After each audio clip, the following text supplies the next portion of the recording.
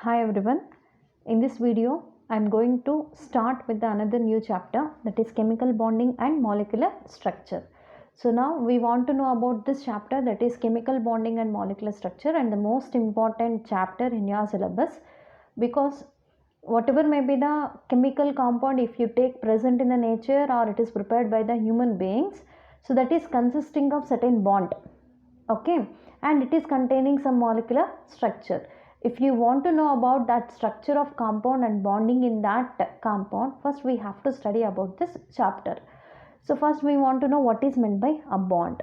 So bond is nothing but the attractive forces which will make the two or more atoms present together. Okay, so if any compound should be formed, means so that compound can be formed by using either two atoms or more than two atoms. When those two atoms or more than two atoms come closer and present together, if they want to exist together, between them some attractive forces should be present. Such attractive forces which will make the two atoms exist together is known as chemical bonding. Okay, so for example, here I am taking the two atoms as A and B. If these A and B wants to be existing together at these positions only, then between them some attractive forces will be raised.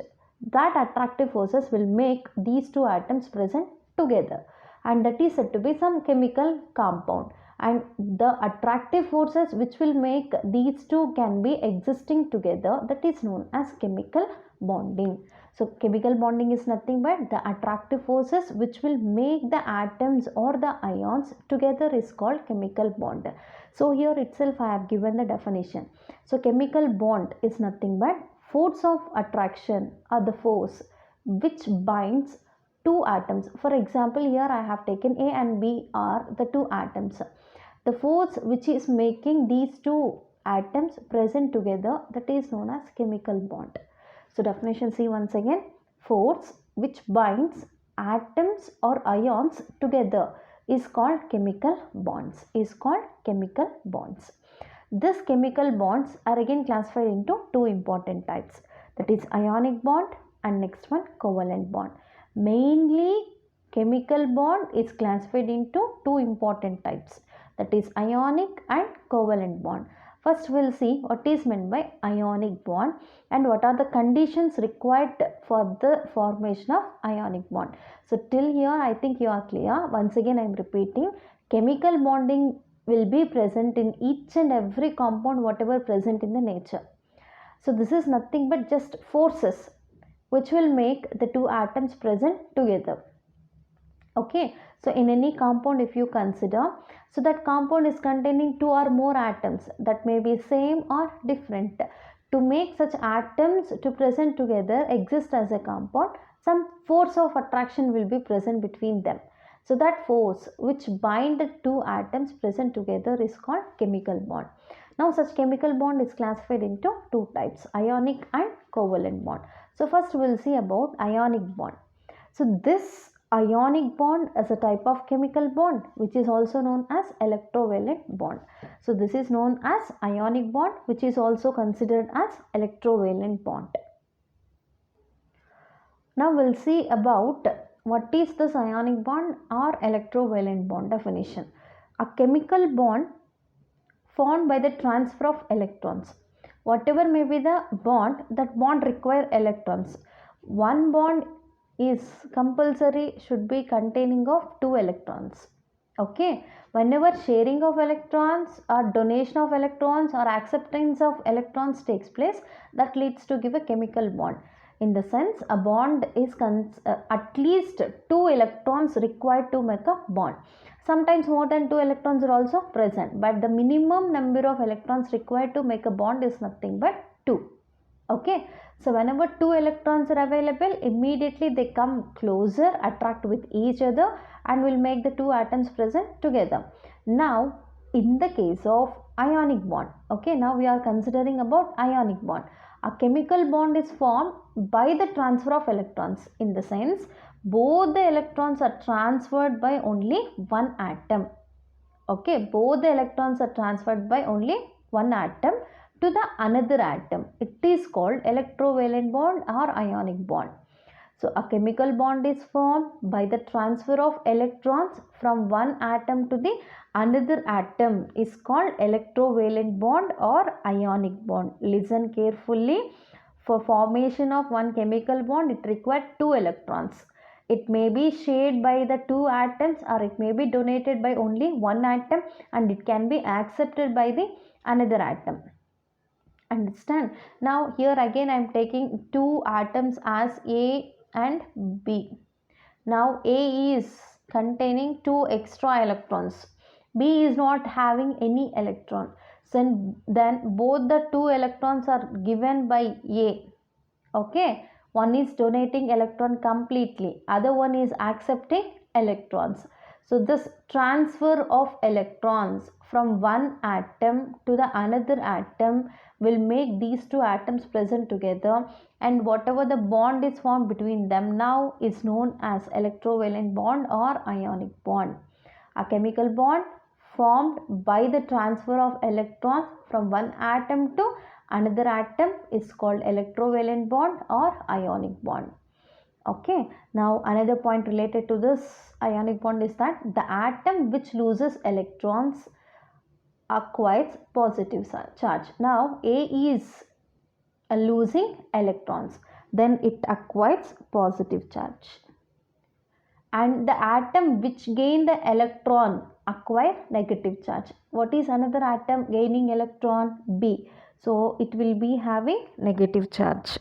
That means in an ionic bond always we can see the presence of ion. Ion which is with the positive charge is called cation, and the anion which is gaining electron is called anion. Okay, ion which is losing electron is acquiring positive charge known as cation. The ion which is acquiring electron getting negative charge is called anion. That is about another point related to this ionic bond. And next one, the electrostatic force of attraction between two oppositely charged ions is ionic bond or electrovalent bond.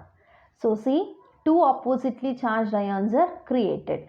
Now between them some electrostatic forces of attractions will be built. Okay, such electrostatic forces of attraction existing between two oppositely charged ions is called electrovalent bond or ionic bond. We can define them by using two sentences or definitions.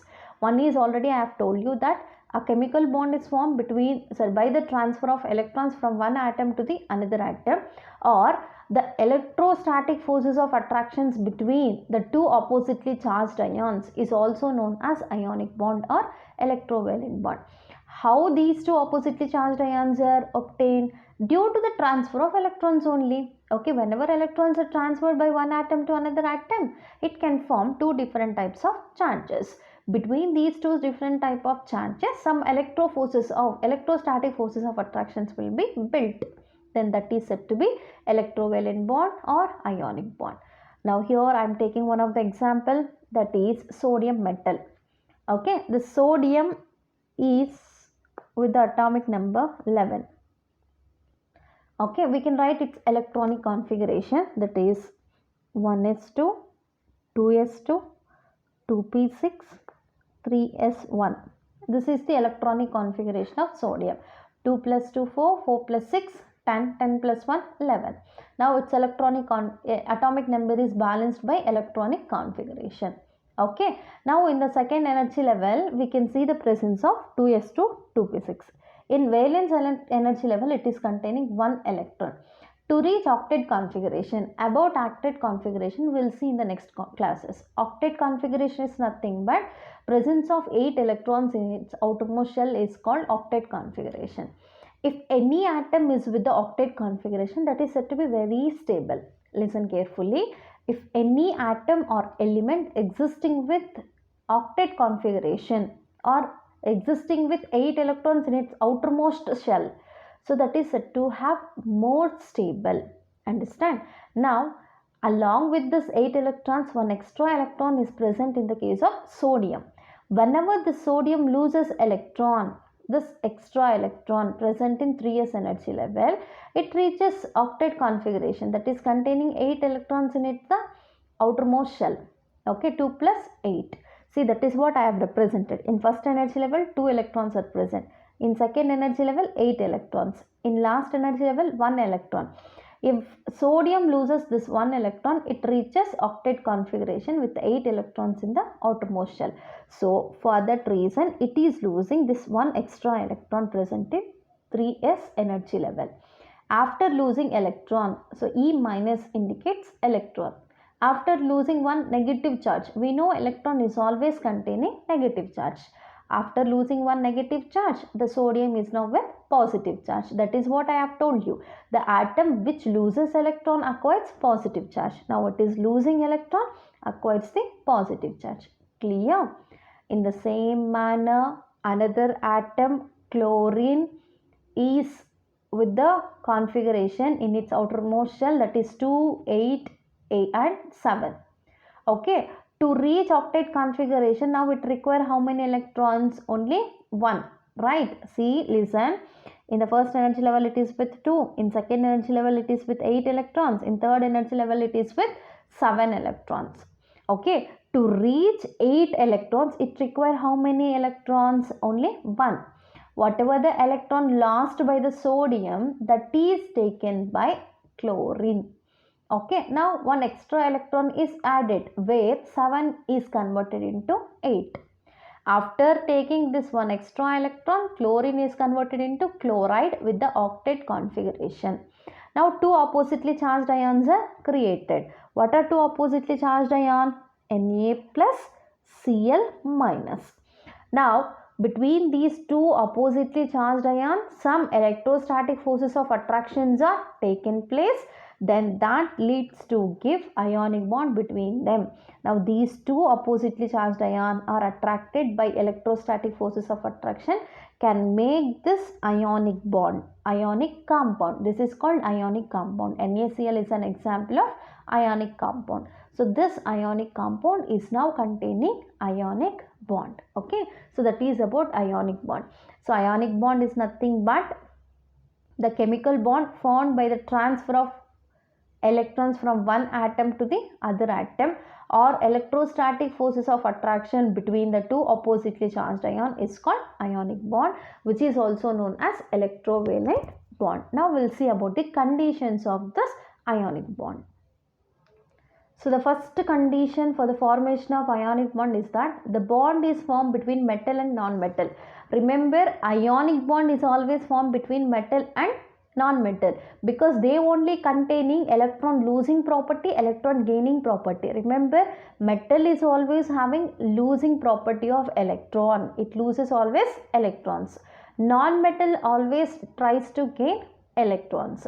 Because of having these two properties, between them some electrostatic forces of attractions are made. Then they make metal and non-metal to present together by using electrostatic forces of attraction, which is known as ionic bond.